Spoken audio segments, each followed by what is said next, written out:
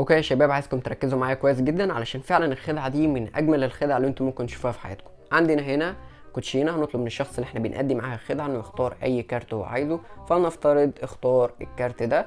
خلونا نشوف الكارت اللي احنا وقفنا عنده. شايب قلب احمر، طبعا ممكن يمضي عليه عشان يتاكد ان الكارت ده استحاله يتغير او استحاله يكون فيه شبه في الكوتشينه، براحته خالص. هناخد الكارت اهو، هنحطه في وسط الكوتشينه بالشكل ده اهو. كده الكارت بتاعنا في وسط كوتشينه. احنا لحد دلوقتي ما عملناش اي حاجه خالص. كل مطلوب مني ان انا هاخد كمان كارت عشوائي من الكوتشينه. فلنفترض مثلا هاخد الكارت ده، هرسم عليه رسمه سريعه.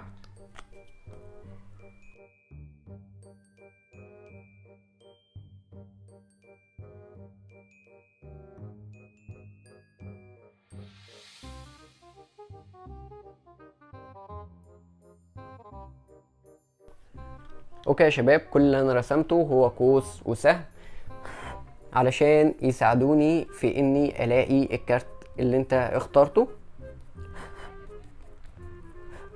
طيب ده القوس والسهم بتوعتنا. خلونا مثلا نعمل اسم بسيطه كده، ولا اقول لكم خلونا نرجعهم مره تاني.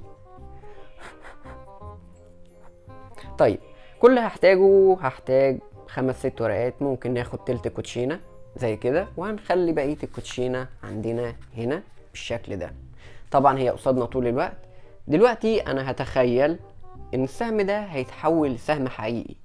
خلوني اشوف لو فعلا تخيلت كده ممكن ده يحصل ولا لا.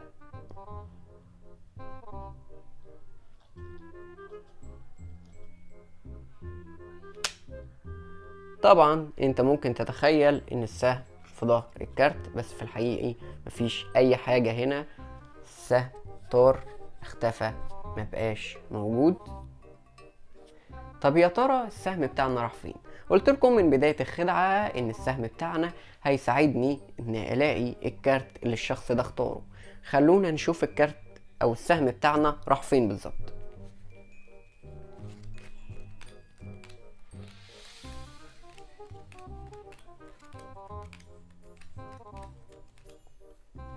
السهم بتاعنا جه في كارت واحد بس، وبقية الكروت ما فيهاش اي حاجة خالص.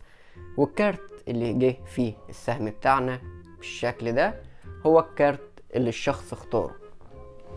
فعلا خدعة قوية جدا. سيبكم من بيوم اللي ورايا ده، الخدعة فعلا قوية جدا. قبل ما اروح على الشرح دوس على زرار اللايك. يلا نروح على الشرح. اوكي يا شباب، قبل ما نبتدي الحلقه بتاعتنا النهارده ما تنساش ان اجمل 3 كومنتات هيظهروا معانا الحلقه اللي جايه، ودول اجمل 3 كومنتات من الحلقه اللي فاتت.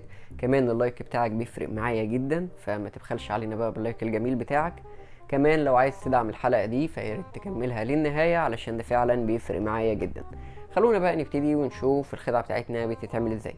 مبدئيا كل اللي استخدمنا في الخدعه دي هي جيمك، وطبعا هنشوف الجيمك بتاعنا بيتصنع ازاي. انا مجهز هنا شويه كروت. محتاجين كارت وهتقطعه بالشكل ده ونفس الجزء كده. عندنا كارت تاني هتقطعه بالشكل ده. عندنا كمان كارت هنا هيترسم عليه نفس الرسمه دي بالظبط، قوس وسهم بالشكل ده. عندنا هنا الشكل اللي قدامنا ده نفس القوس ونفس الحجم، بس مفيهوش سهم، مفيهوش الجزء ده. عندنا كارت هنا، والكارت ده اللي هو السهم اخترقه، اعمل فيه جزء كده وكده، والرسمة اللي في النص دي هتمسحها باعتبار ان السهم اخترق الكارت وطلع من الناحية التانية بالشكل ده. عندنا حاجة النهائية هنا واللي هو الكارت دبل باك. طبعا لو عايز تعرف الكارت ده بيتعمل ازاي، دول بساط جدا يعني مش محتاجين شرح. هوريك بس الكارت ده بيتعمل ازاي. اوكي يا شباب، الموضوع بسيط جدا. هتجيب كارت زي ده وهتبتدي تفتحه من الكورنر كده بالشكل ده. هيتفتح معاك بالشكل ده. هتبتدي تفتحه كله وتجيب كارت تاني تفتحهم هما الاتنين مع بعض وتلزق الظهرين في ظهر بعض. ممكن تستخدم صمغ جاف او ممكن تستخدم امير اهو، ده او ده، او ممكن تستخدم كله. هتفتح الكارتين بالشكل ده وهتلزق الظهرين في بعض. دي هيديك دبل باك بالشكل ده. ودلوقتي خلونا نشوف التريك بتاعتنا بتتصمم ازاي. في البداية محتاجين استك. ده استك لونه احمر عادي خالص، بس انا ملون الجزء ده منه ومخليه اسود. طبعا في بدل الاساتك دي في اساتك مبططة، دي هيبقى ادائها كويس جدا في الخدعة. بس لو ما لقيتش فممكن اي استك وتلون منه الجزء الاسود ده بقلم زي ده، هتلون منه جزء، بس خلي بالك وانت بتلون الاستيك ده تبقى شادد الاستيك للاخر كده وانت بتلونه، علشان يبقى كل الاجزاء متلونه من الاستيك. طيب انا عارف ان الموضوع يبان عشوائي جدا، بس هنرتب كل حاجه دلوقتي. هنحتاج كمان سهم زي ده. السهم زي ده بيتعمل ازاي؟ هتجيب كارت وهتبتدي ترسم السهم ده على الكارت باستخدام القلم. هترسم سهم زي ده على اي كارت كوتشينه باستخدام قلم اسود زي ده، وهتبتدي تقطع الرسمه اللي انت رسمتها بالمقص ويديك الكارت ده. هتبتدي تلونه، وخلي بالك تلون الاطراف كلها حوالين داير عشان ما يبانش ان دي قطعه من الكارت. تمام. هنحتاج حاجه صغيره كمان، وهي دي قطعه من اي كارت، هتعملها بنفس الحجم اللي هنا، هتلزقهم في بعض في الجزء الاخير ده من هنا، هتلزقهم كده وهتسيب اقل من ملي من الطرف من هنا مش ملزوق. هلزقه دلوقتي وارجع لكم. اوكي يا شباب، وزي ما انتم شايفين اهو لزقت القطعه بتاعتنا من هنا، من تحت خالص، من تحت من عند السهم. وهنجيب طبعا القلم وهنبتدي نلون الاطراف بتاعتنا برضو بالشكل ده علشان ما يبانش ان هي قطعه من الورق بالشكل ده. ودلوقتي موضوع السهم ده شبه انتهى، هنسيبه هنا يكمل نشفان، وهنبتدي نمسك الاجزاء بتاعتنا دي. نبتدي بدي، هنبتدي بالبتاعة بتاعتنا دي اللي مرسوم عليها سهم، ايا كان الشكل بتاع الكارت مش مشكلة خالص. دلوقتي هنجيب دي وهنحطها فوق القطعة بتاعتنا دي بالشكل ده. ده هيبقى الشكل عندنا هنا. هنختار جزء من السهم هنا وهنا علشان نخرم فيه خرم هيبقى في الكارتين. تمام.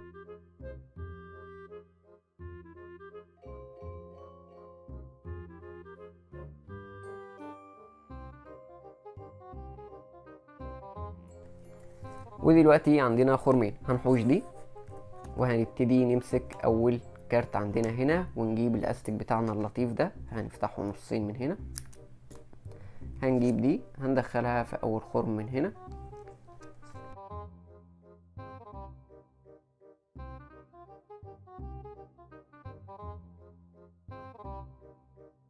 كده يا شباب. وده الشكل بتاعنا دلوقتي اهو. لو حطيناها هنا زي هنا مش هتلاحظ اي اختلاف خالص، الاتنين زي بعض بالظبط. هنجيب دي، هنبتدي نحط نقطة امير هنا على الاستيك من هنا،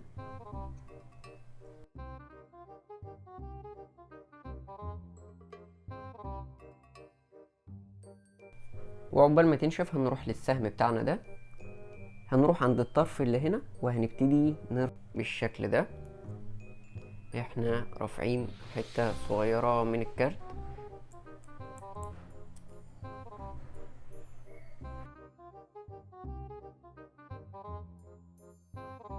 ودلوقتي هنسيب ده. احنا كده انتهينا من السهم بتاعنا ده، وهنرجع للكارت التاني بتاعنا ده. خلاص اعتقد انها نشفت. طيب هنعمل ايه؟ هنبتدي نشد الاستيكين،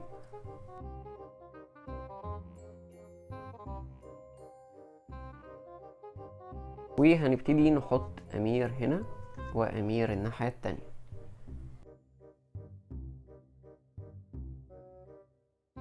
طبعا هنستناها لما تنشف، وهنحط امير الناحية التانية برضو على الاستيك في الجزء ده اهو، وبرضو هنستناها لما تنشف. اوكي يا شباب، دلوقتي شبه نشفت. هنقطع بقى الجزء الزيادة اللي احنا مش عايزينه من الاستيك.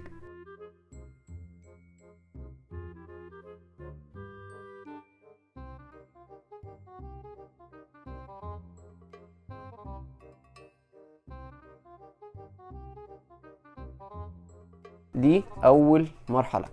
دلوقتي احنا لو حطينا الكارت ده بنفس شكله كده بنفس مكان الاساتك، حطيناه كده مكان الاستيك ده، هيبقى عامل مطب، هيبقى عامل بروز في الكارت بتاعنا. بصوا هيبقى رافعه بالشكل ده. فكل اللي هنعمله ان احنا هنيجي عند الخرمين اللي احنا خرمناهم في البداية اللي هم دول، هنبتدي نفرغ مكان للاساتك اللي طالعة من الظهر من هنا. خلونا نشوف.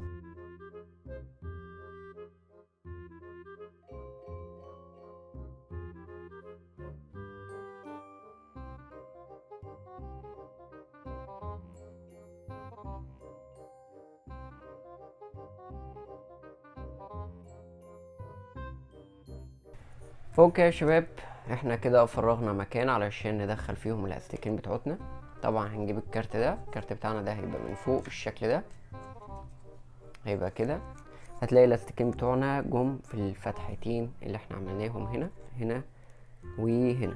دلوقتي مكان الاساتك مظبوط. كل اللي هنعمله ان احنا هنلزق بقى الاتنين دول في بعض كده. طبعا ممكن تستخدم صمغ جاف او امير براحتك، شوف المريح بالنسبه لك واعمله.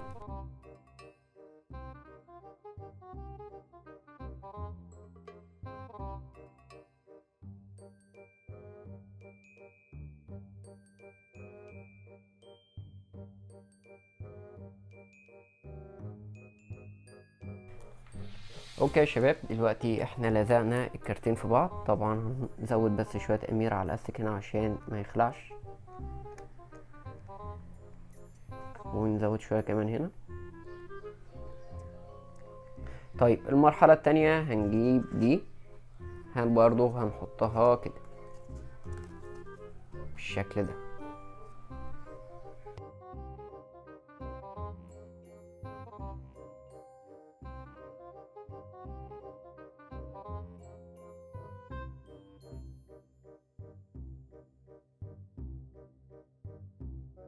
اوكي يا شباب، ده الشكل النهائي عندنا هنا. الكارت بتاعنا اللي فيه قوس من فوق ده الاستيك بتاعنا. طبعا الكارت ده الجزء ده هنحتاجه، وهقول لك احنا بنحتاجه ليه. طبعا في فراغ، ده اللي هيدخل فيه السهم بتاعنا ده اللي هيدخل فيه هنا بالشكل ده. طيب دلوقتي السهم بتاعنا بيثبت ازاي؟ بيثبت كده. فاكرين الجزء اللي احنا عملناه في السهم هنا ده؟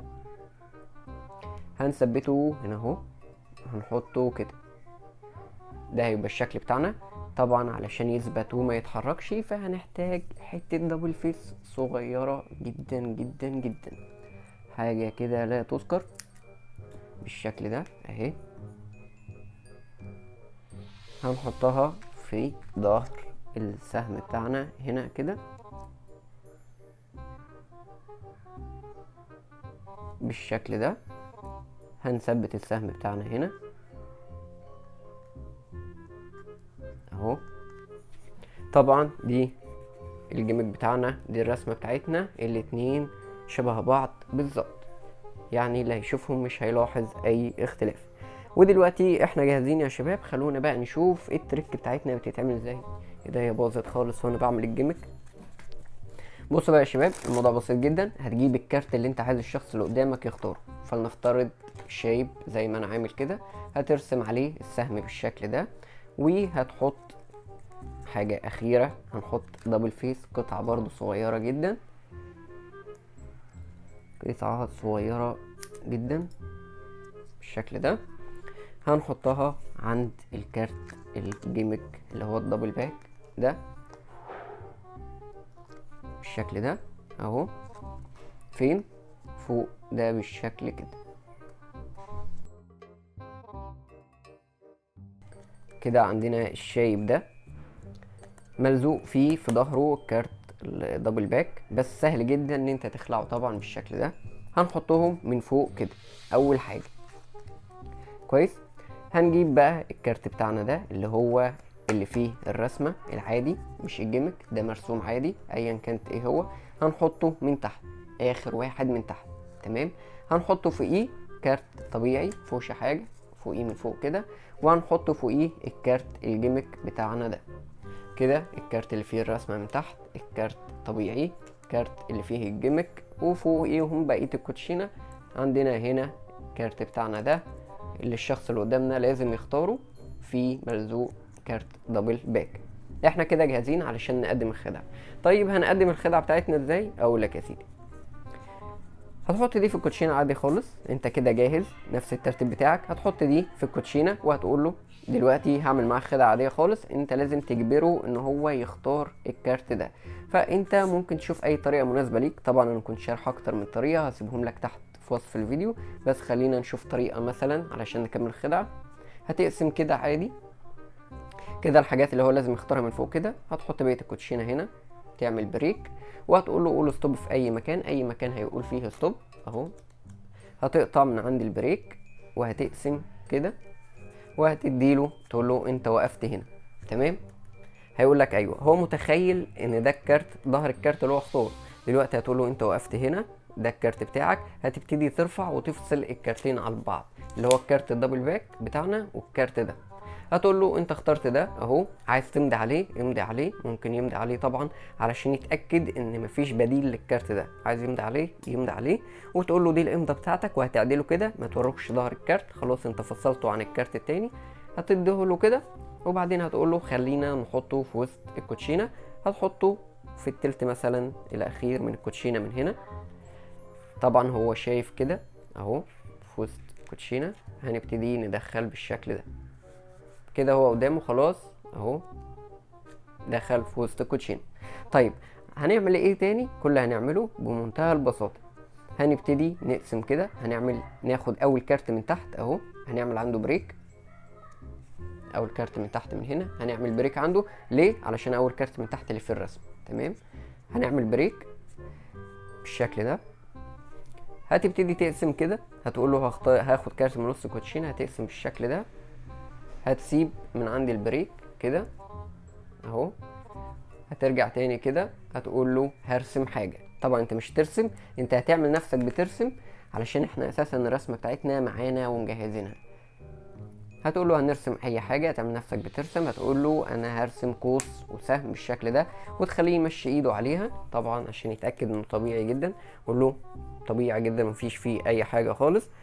في الوقت ده هتاخد بريك كارتين، اللي هو الكارت الجيمك بتاعنا ده، وهتاخد الكارت اللي تحتيه. كده كده بيبقى عاملين بروز هنا.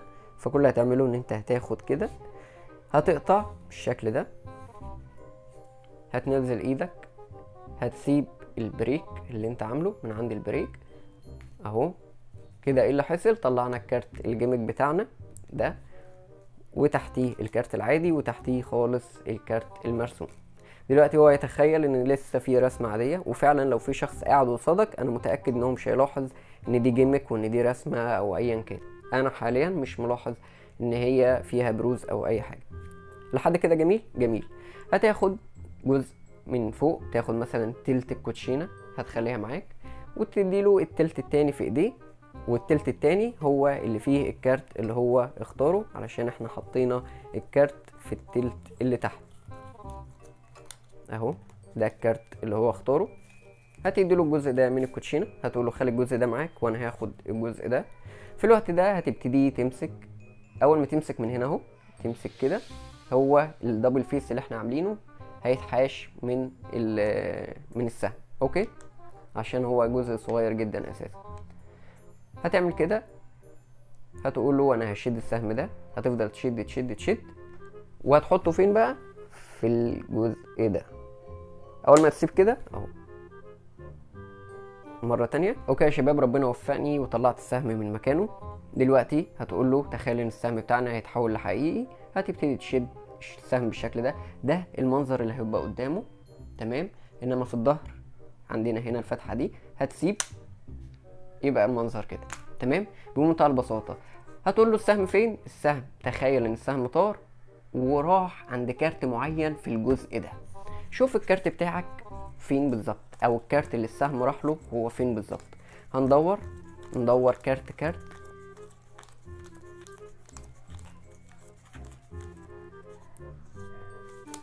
اهو. طيب دلوقتي السهم ساب كل الكروت ومسك في كارت واحد بس. تخيل ان الكارت الوحيد اللي السهم راح له هو الكارت بتاعك. بجد من اقوى الخدع اللي انا شفتها، وبجد مرة كمان الفيديو ده خد بهدلة وخد تعب وخد تحضير كتير جدا. فشكرا جدا ليكم، ومستني دعمكم يا شباب، واشوفكم الحلقة الجاية ان شاء الله. سلام.